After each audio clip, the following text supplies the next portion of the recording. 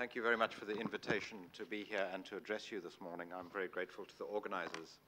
I'm the manager of the Cities Alliance. It's based in Washington, and our focus is on city development, the challenge of slums, rapid urbanization, and the kinds of issues that are being faced including all regions, but particularly here in the Middle East and North Africa, where we have, if I look at the global picture, Latin America and the Caribbean having largely finished its urbanization process, and this region being something in the middle. And of course, we speak in the context of a very fluid situation of which we are all aware and which the chairperson politely refers to as difficult and interesting. And I think that's at least the basis for the talk. Against covering this topic in 10 or 11 minutes, I'm aware of looking at some of the numbers of the need to create 50 million new jobs in the region by the year 2020, just to keep at the same pace of population growth and city development. And of course, the starting point for this debate about the role of cities is that of a very centralized region with a very poor practice of urban development and urban management, and where the dominant picture has been one of social exclusion and division rather than social inclusion and economic growth. And so the first point I want to make is that the challenge in this region is that there is a parallel process which involves not only the complete redesign of city governance over the next decades, because that is how long it will take, but simultaneously rebuilding national politics and the national priorities. And so the two do go together, but it will be an important challenge to maintain a balance between the local and the national. And I would summarize that challenge in headline language in two parts between the national and the local. The first is that it is very important that the local level isn't merely a replication of national party politics. The experience internationally is that if local politics focuses on local issues rather than just being a small version of national politics, you have a better chance of progress. The second point, and this is one I think that will come up for debate, of course, all of us here would be very keen to promote local autonomy and decentralization. However, just some caution must be that we should not allow the situation, or should be aware of the potential, that in the name of local autonomy, you allow existing situations and privilege to be locked in. And so you end up with local, in the worst case, fiefdoms in the name of local democracy. And I'll come back to this point certainly in questions and answers, because this is something that we certainly saw in the process of transition in South Africa. So my view would be from the local level, from the level of the mayor, which is how to understand and make sense of this transition.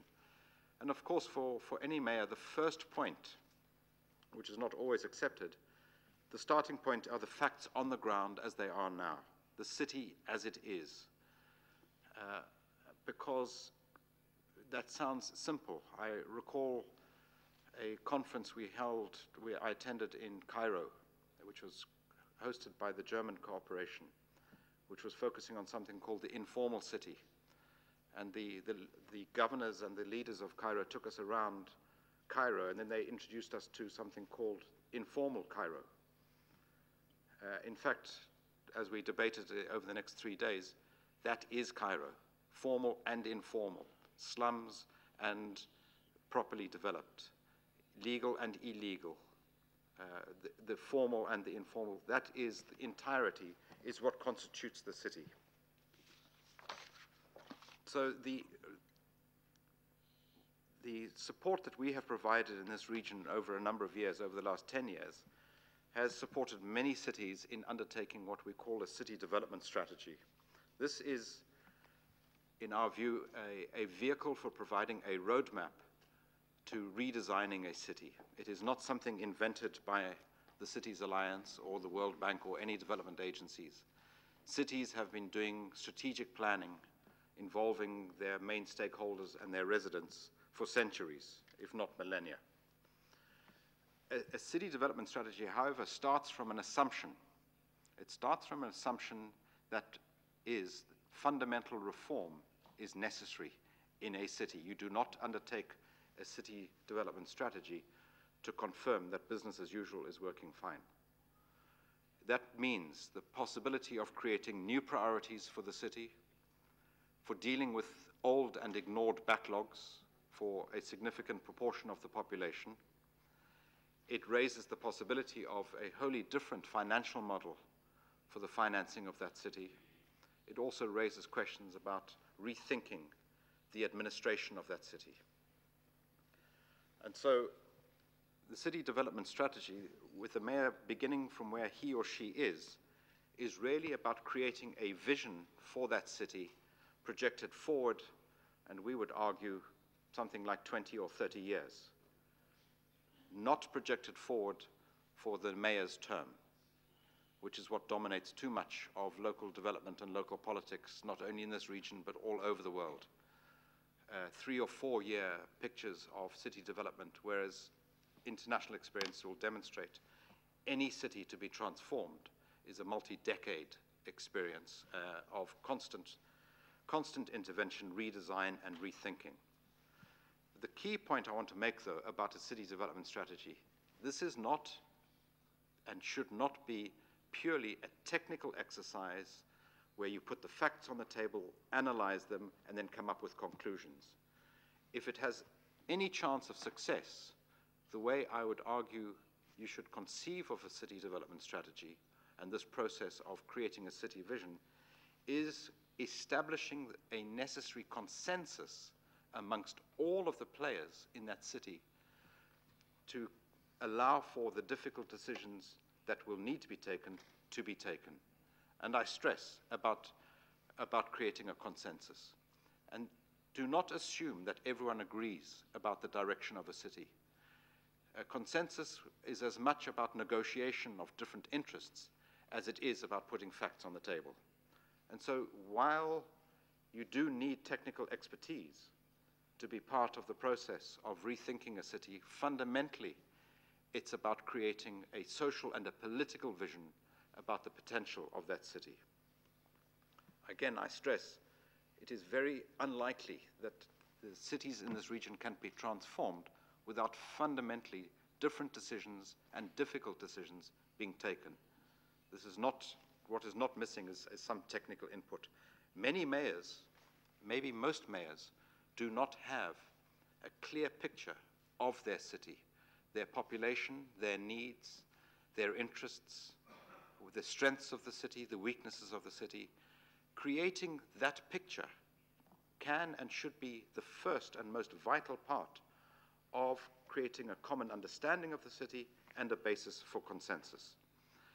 And the key challenge for creating a vision of 20 or 30 years is challenging the different interests within the city to put in place a vision that allows them to rise above their narrow self-interest, their sectional interests, their existing interests, and move beyond old patterns of doing business. And this will mean, almost certainly, if the international experience is anything to go by, difficult decisions in areas that are, you can look at as technical, but in reality are far more controversial and political. In our experience, the most consistent area of controversy arises around the management of the urban land market, of property rights, and the rights to development. It is not a technical issue. It is very often the land markets are used as the basis for huge amounts of the combination of power, patronage, and political influence. And so unlocking urban land markets and making them transparent and efficient for the entire city will be, I believe, one of the prime challenges in most of the cities we're talking about. Rethinking completely the financial model of a city, where the revenue comes from, how it is raised, and where new priorities of expenditure is another area that will certainly generate controversy and debate. And then seemingly simple sectoral challenges like transport investment are fundamental to rethinking the long-term future of any city. And that you only have to walk around Rome to see that this is not peculiar to any one region. In all of these areas of controversy, maybe the most important is how decisions are taken. And so, at the same time, introducing transparent information about what is on the table and what needs to be negotiated and decided, and having an ethical decision-making process is maybe the most important part of changing the game when difficult decisions have to be taken. So if I conclude a very short intervention with some of the keys to success, there is, and maybe the first key I'll mention in introducing is, don't look for magic. There is no quick solution that you just need to read this article and everything will become clear to you. This is a process of engagement, of time, of requiring clear political leadership and courage to fundamentally rethink cities anywhere in the world. So the first key, and this is a mistake many politicians make, is to focus on part of the city. Absolutely essential that you focus on the city in its entirety. What I talk about, the facts on the ground as they are now. But focus on the entire city, thinking where the city will be 20 years from now. This changes completely your paradigm for thinking about not only land markets, but the politics and the economy of the city. And focusing on the whole city means focusing on the entire population. I have spoken to so many mayors who refer to this part of the population being informal, this part of the population being illegal. My response to those mayors is, for the next 20 years, your job is to make the informal formal, and to work out how to make what you call illegal legal. Otherwise, you will continue to run and manage a divided city, an incomplete city, which will not be able to compete or service the entire population. So first key is focus on the entire city and the entire population at the same time. This is particularly true in the case of slum upgrading, where all of our experience internationally demonstrates you cannot fix the problem of slums in slums alone. If 50% of your city is a slum, you don't have a slum problem. You need to rethink your city. Too many mayors think they can have projects in the slums and fix the slums. They fail. And they fail time and time again. Secondly, in terms of the keys of success, make very clear, if I'm talking to the mayor, make very clear first to yourself as mayor the limits of state delivery. The government cannot solve, and maybe should not solve, every problem. And we have seen situations where, because the politicians want to take credit for everything delivered, they end up disempowering the community they claim to serve, because they want to be seen to deliver. And a real challenge for an advanced politician is working out very clearly the limits of what he or she or his or her administration can and should do, and leveraging non-state, non-public sector resources to help solve the problem. And when we debate that, I can certainly give you very good examples of that, particularly in terms of housing. I have referred to the need for a long-term vision.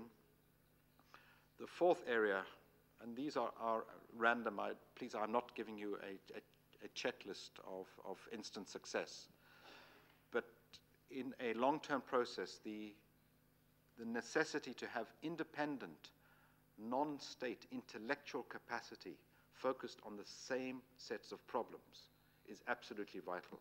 Reach out to the universities, reach out to other players who may be able to look at the same problem and come up with different solutions and contribute to the vitality of a debate that will be essential for changing the way that thinking has taken place about urban development. And in this region, particular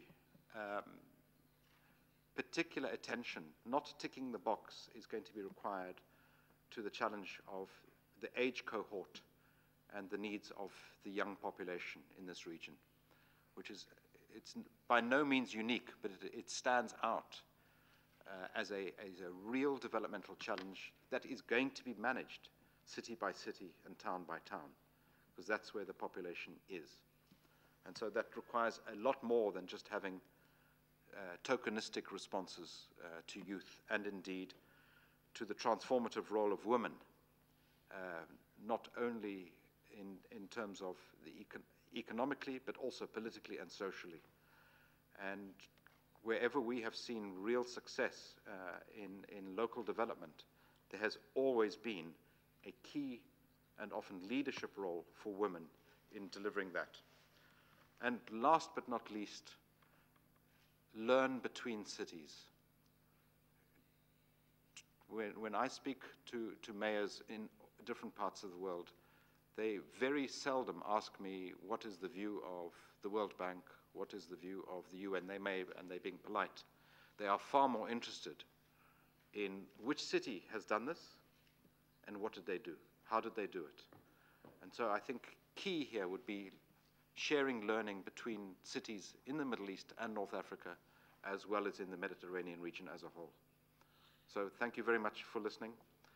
That is 10 minutes to try, or maybe 12, to try and cover a